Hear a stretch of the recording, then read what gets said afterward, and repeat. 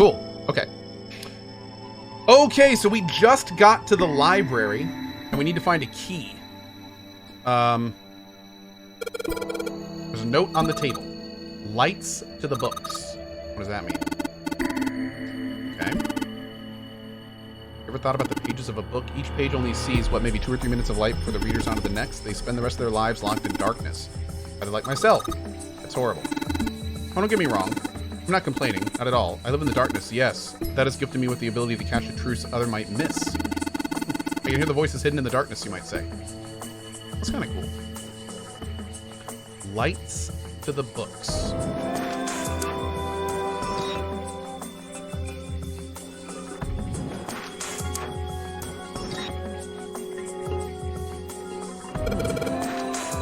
What's the deal with these titles? They're all just gibberish. What if we switch them around? If we move around, maybe they'll spell something. Blub? Well, definitely blub. Bulb?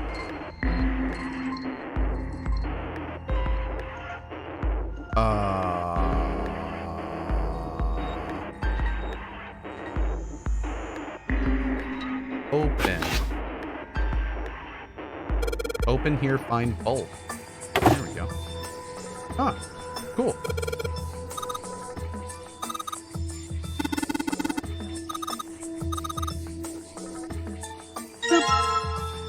Powerful light bulb. Okay.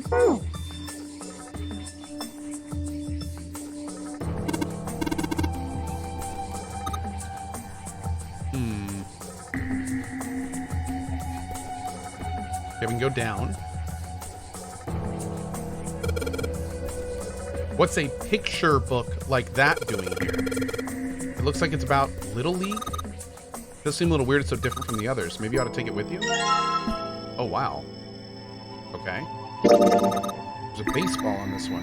I'm going to go out on a limb here and say it's probably about baseball stuff. Whoa! Nani? Okay.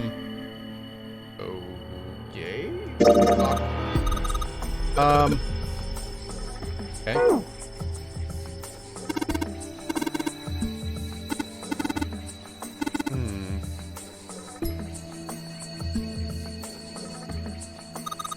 It's a coat rack.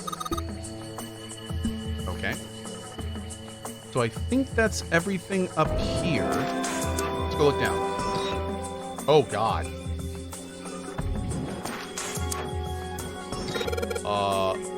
Liebernis is German. Okay. Sheldrake. Okay. Owen. Dadkind. Okay. Not sure what those are yet.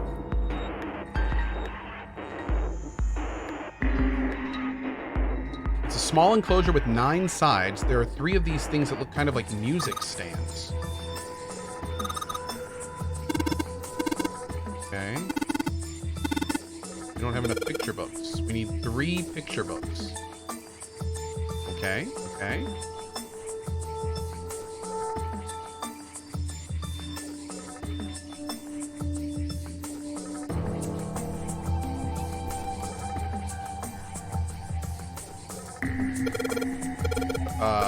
Okay.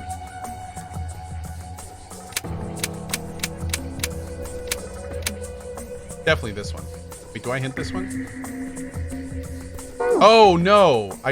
Man, I never know if it's an actual hint or if I need it. What's this say? 514236.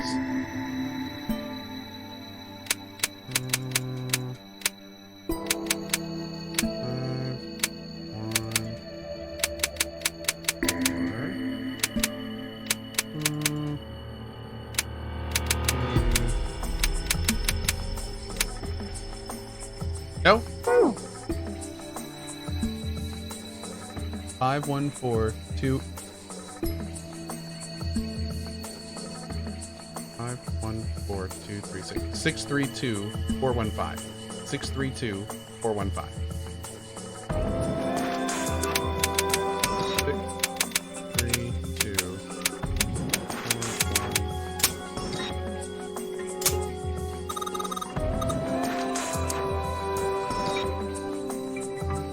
lock's open. Great. Oh, another bulb. Okay. All 6 books seem to be pointing at the cylinder number lock. Okay. Iron plate is bolted down. Okay. We need to find a place to put these bulbs in. Can I interact with these books? No, I can't. It's red, yellow, green, and...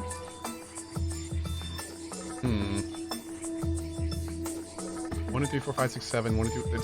There's 8 books on this side. 7 books on this side. They're different colors. Maybe it's a code of some kind.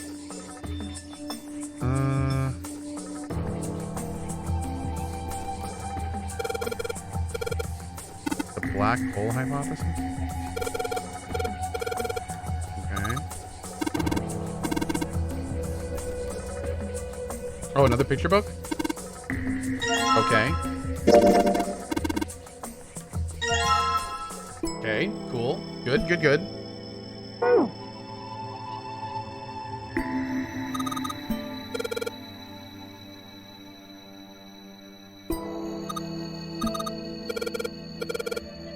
Okay, one of these is going to have the book we need, I'm guessing.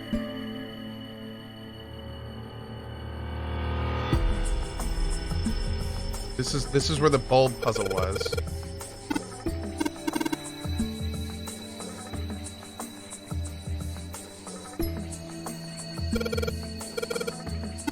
Okay.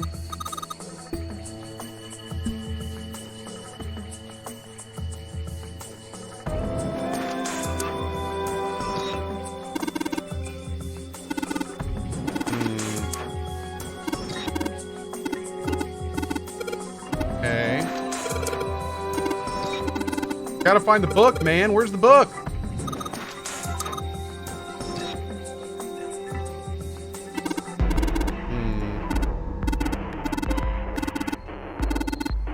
I wonder if I have to click on the actual book or just the bookshelf.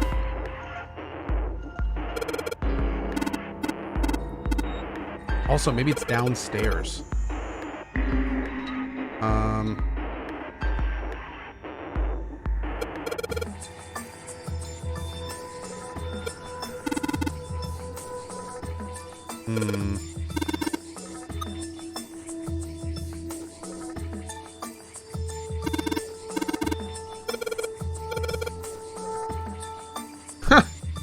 That was very strange. We were gonna push him and then we decided not to, I guess?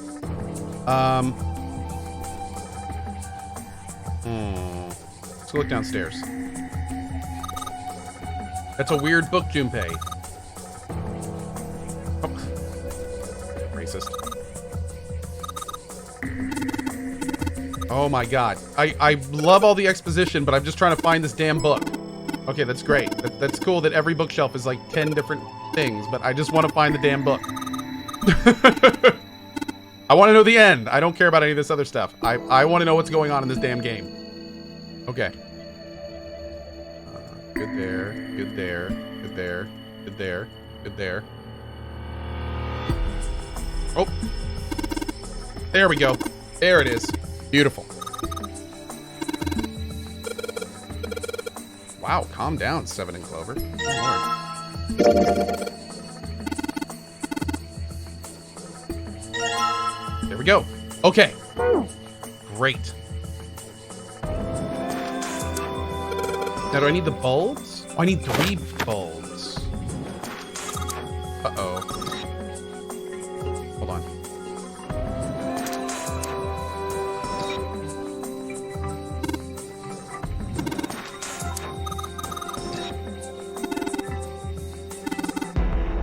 Okay, we need to replace all 3 bulbs. So we got 2 of them. So the only thing we haven't figured out yet is this.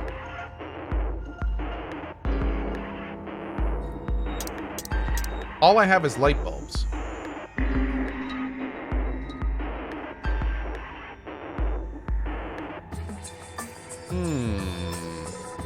Hey, Bike Man, what's up, buddy? Good to see you. Yeah, dude, I'm looking forward to the next one. Yeah. Cliver's awesome, dude.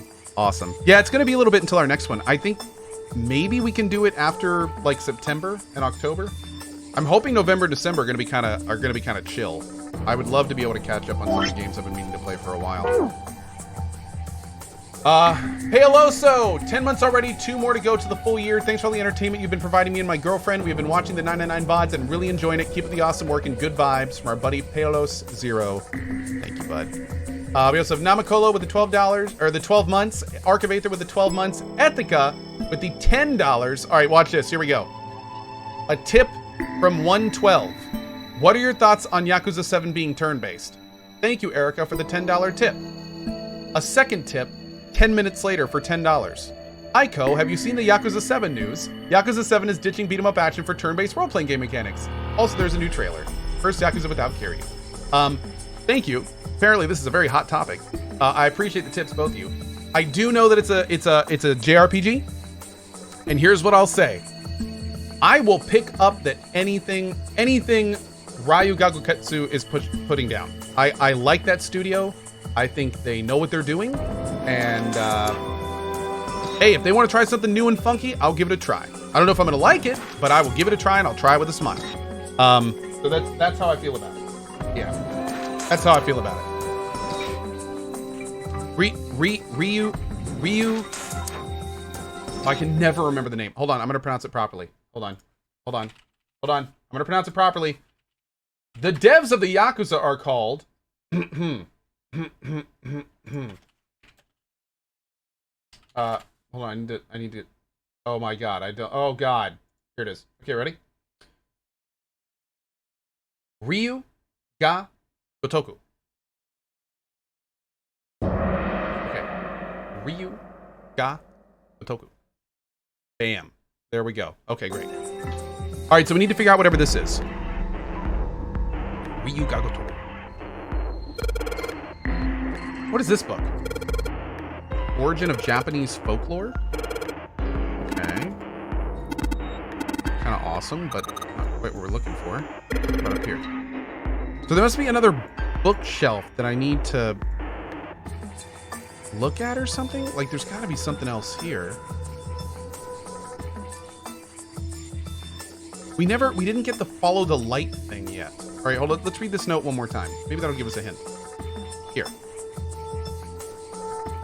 Lights to the books. I don't think that's a hint to get the big 3 lights in the books downstairs. Oh, by the way, Boki86, thanks for that. Thanks for that, brother. Oh, also,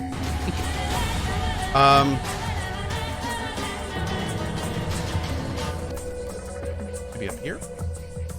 Bunch of books with the black hole hypothesis. No. In a situation like this in this game, when you have no idea what to do, 99% of the time, it's because you haven't clicked on the right thing.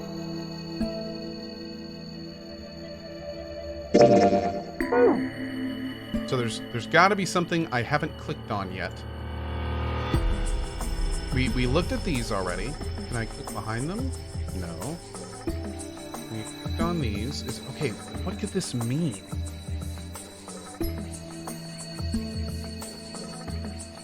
I feel like this is a solution or part of a puzzle that I haven't found yet or something.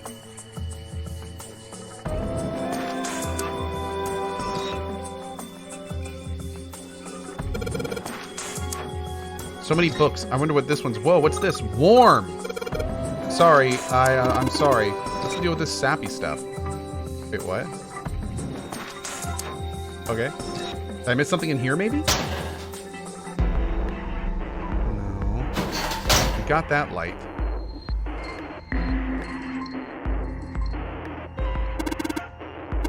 I can sort of see the letters. It's too dark to really tell, though.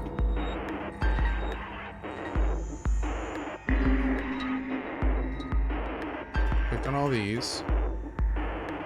Okay, whatever it is seemingly not down there. Are there lights up here? No.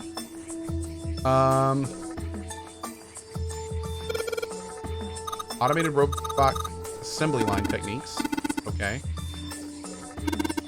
What's that one called? It says Foundations of DNA and Genetic Engineering. An overview of photochemistry. Whatever that is. Oh! Aha! Yes! Okay, there it is. Of course, it was just something we hadn't clicked on yet. Okay.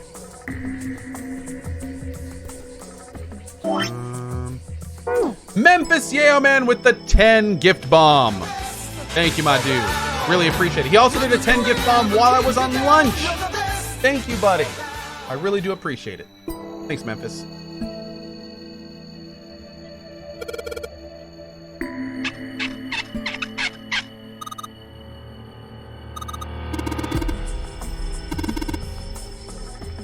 Okay.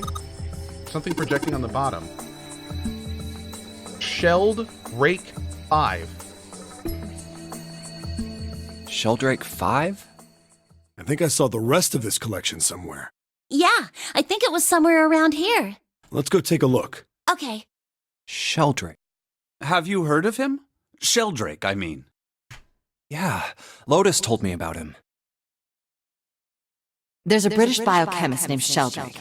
He has a rather interesting theory, Oh. morphogenetic fields, which relies on the theory of morphic resonance. Really? From Lotus, huh? Well, Clover also said something to me about that stuff. She did? Yeah, what was it? The ability to access a morphogenetic field is affected by a couple of things. The first is epiphany. That girl.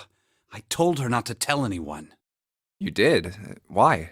Well... Look, man, I didn't push it because we're in a hurry, but I'm kind of sick of this. How about you just tell me, okay? Oh, this sounds important. Tell you what? Don't give me that. About the experiment. Ugh. Very well, fine. I'll tell you everything. But not here. Let's move to the top floor.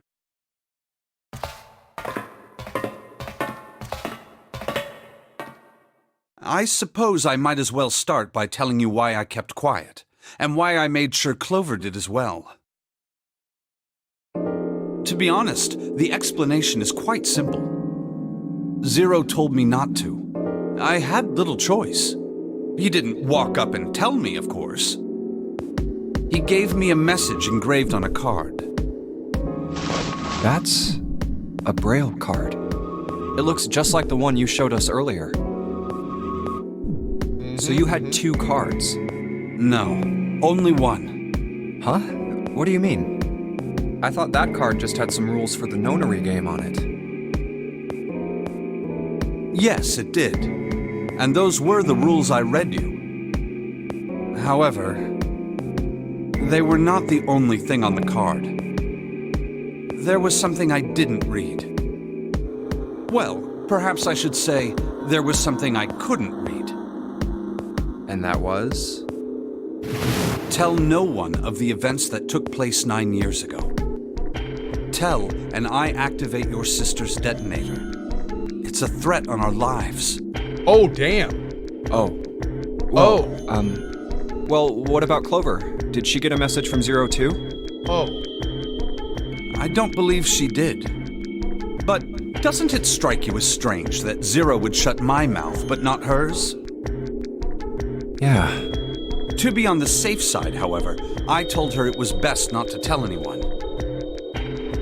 Still, apparently she told you. That girl. What's wrong with her telling me? I figured some stuff out with the things she told me. I mean, it looks like the whole activate her detonator thing was just a bluff. She's prancing around downstairs happy as a clam now that you're back. That's very true. I've decided I can trust you. I've decided to tell you the truth. The chance that Santa is Zero is very high. I feel I can assume Santa doesn't have the time to observe us at the moment. And at any rate, even if he were, I very much doubt he would kill us. Why? Clover told me about the 4-leaf clover, about the words. If he knew about that, then he was in my group during the first experiment. I'm sure of it. He wouldn't kill us, no matter what the situation was. Hey, Snake? Yes, I know. You want to know what happened during the experiment. Nailed it. Yeah. How much do you know? Clover told me about...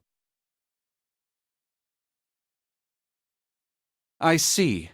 Oh. The morphogenetic field in the experiments 9 years prior. How the experiments had taken place simultaneously at 2 locations, one being the ship and the other being a building in Nevada. Yes. Okay. Good. And the girl that died during the experiment. She told you all that, did she?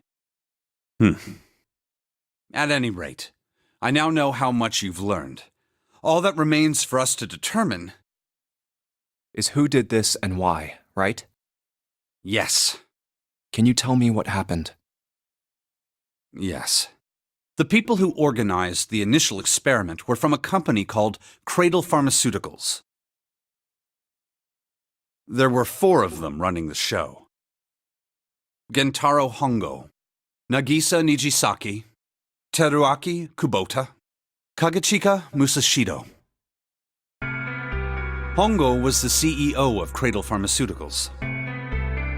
Nijisaki was his right-hand man and did the lion's share of the planning. Yo. Kubota led the company's research and development. Oh, damn! Dude! Ace, the guy that got sent into room 3 that wasn't Snake, number 9, and the dead captain.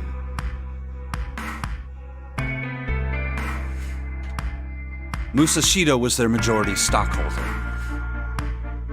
It was these 4 people who planned the initial experiment. Snake killed them all. Not Snake. Santa. Let me simplify it for you. Hongo designed it, and Nijisaki put it all together. Kubota developed the technology required, and Musashido provided the cash. Huh, so it's Hongo, Nijisaki, Kubota, Musashido... Of course, more than 4 people were required to conduct an experiment of this scale. To that end, they organized a top-secret team to assist them with their research. Damn. All in all, they gathered 10 people or so. Those 10 completed their team, and they were able to begin the project. They named it the Nonary Project. The purpose of the experiment was to research the prospect of controlling a human mind through sheer will. The vessel, I suppose you could say, for this control was the morphogenetic field. Huh. Why did the glycerin suddenly begin to crystallize? Why did the crystal structure of EDT undergo a sudden change? Why did the rats improve their puzzle-solving skills with each generation? Experiments with humans produced the same results. The more people who knew the answer to a question, the more there were who could answer correctly without having seen the problem before. You know, Why is that? How could it happen? I really wish this kind of thing was true. I really do. Unfortunately, many things in our current world prove that it is actually the opposite. Where when enough people believe of something, then other people, no matter how smart they are, will say the opposite just because they think that they don't want to be sheep. It sucks, man. It sucks. Yeah. It's unfortunate. Exactly. Flat Earth, anti-vaxxers, it's all the same thing, man. The answer is that the shape of the answer has been stored in a field invisible to the naked eye. And through that field, the resonant event transmits information related to that answer. I gotta say, that's kind of funny. Sanji goes, yeah, just like those filthy round earthers. Gotta get them. That's essentially the idea behind morphogenetic fields. But that's just a theory. Can't bring yourself to believe it? Yeah. Let's say someone killed another person because the devil told them to do it. Whether the devil exists or not has no relevance to the murder. They believe the devil exists. Whether or not he does is immaterial. So what matters here is that Hongo believed in the morphogenetic field. That's right. But I still don't get it. You said they wanted to figure out how to control people. Right? That is what you were saying. Yes. So how are they going to do that with a morphogenetic field? I'll keep it simple. Let's suppose 10,000 people have solved a certain problem. The chance of you knowing that answer, even if no one has told you, will go up. Let's have another example, shall we? Say 1 million people were to do a handstand right now. Tomorrow, the chances of you doing a handstand would be higher, even if you had heard nothing of this hypothetical mass handstanding. Mankind's thought process and actions are all part of a resonant event. All of the resonant events encoded in the fields are projected onto you. Of course, this assumes you believe in this theory. Do you follow so far? Yeah. Now, if there was a person who had the same effect as those millions of people, what would happen? If that one person were to do a handstand, other people would find themselves wanting to do handstands as well. Can you imagine what a person with powers like that would be able to do? Come on, there's no way. I'm not done. Imagine another scenario. Imagine another person. This is an ordinary person. Let's say he does a handstand. What if there was someone who could grab the resonant event he created by doing that and use it to make other people do handstands? Like with some kind of gun. What would happen then? Then you could fire handstands at people. It'd be awesome. A person who has the power to write to the field, and someone who can read from the same. You could think of them as the writer and the reader, or the transmitter and the receiver. Or those dumb internet memes that people do. What would the world be like if there were people with abilities like these? So the transmitter's resonant event can be transmitted through the field and sent to the receiver. And then the transmitter can control the receiver however they wish. That's what you're saying, right? Yes. Close enough, at least. Come on, that's just crazy. Well, if you want to prove that, then you'll have to test it first. At least, that was how they thought. That was why they decided to do their experiment. That was how the Nonary Project began. So why the By the focus way, on 9 and Junpei? everything? Have you ever heard of the Ganzfeld experiment? Yes, I have. Yeah, that was an experiment in telepathy, right? You place a pair of subjects in separate rooms. Then you show one a picture and ask the other what they see. Interesting. I'm impressed. Yes, that is exactly correct. So, why did you bring up the Ganzfeld experiment? It was used to screen subjects for the Nonary Project. The hospital in a remote town was affiliated with Cradle Pharmaceuticals. Hongo used it to conduct experiments on visiting children in secret. Some of them, he found, had potential. He began to gather children that showed promise. Children that seemed as though they might be able to access the field. Of course, none of them volunteered. They were kidnapped. There were 9 pairs of siblings taken, for 18 children total. For reasons that were not fully understood at the time, each pair had 1 transmitter and 1 receiver. They were split perfectly. As such, the 18 children were split into 2 groups of 9. The children who were put into Group Q were the ones who excelled at transmitting. They were transferred to the mock experiment building known as Building Q in the Nevada desert. The children who excelled at receiving were put in Group A. Group A was then placed on the QA, former really? hospital ship Okay. Gigantic. From the experiments he had conducted so far, Hongo had learned the following. There are 2 things that can increase one's resonance with the fields. The first is epiphany. The other is danger. Have you ever been faced with an especially difficult problem and thought about it very long and very hard until finally an answer suddenly appeared in your mind? An epiphany.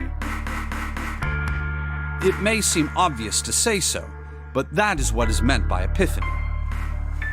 The information obtained through that epiphany can be easily transmitted through the fields, where it can be easily interpreted. Adding danger to that equation allows for even easier field access. Oh my god, how can you listen to this crap? Time to uninstall. This stuff isn't for anyone, and I know a lot of this feels very exposition-y right now, but there's a larger picture at play that's actually really interesting. So I'll agree with you. This stuff is kind of exposition-y and kind of long, but it's going somewhere. And it's just fiction. So, you just smile and nod and keep going. Yeah. That's where Hongo came in. They set up a number of puzzles across the Gigantic. The participants had to solve each one before they could move to the next room. Of course, he hadn't forgotten to include danger. He had detonated a bomb on the hull of the Gigantic. The children in Group A were forced to play the Nonary game as the ship sunk. By forcing the children into a life-or-death situation, Hongo hoped to increase the likelihood of their tapping into the fields. That's messed up. That's messed up. The children from Group Q, on the other hand, were confined to the mock experiment building, Building Q. Building Q duplicated the interior and puzzles of the Gigantic exactly. Every detail was exactly the same. Hongo explained the situation to the children in Group Q.